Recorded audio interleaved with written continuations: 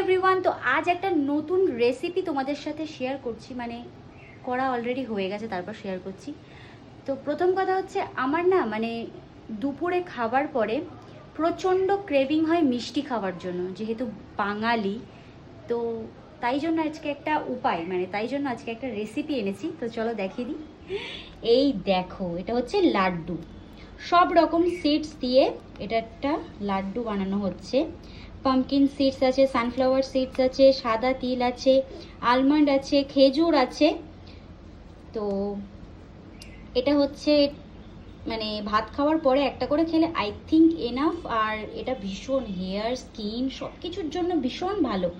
এই যে এটা বানিয়ে রাখছি, অনেকের ভিডিওতে আমি দেখেছি।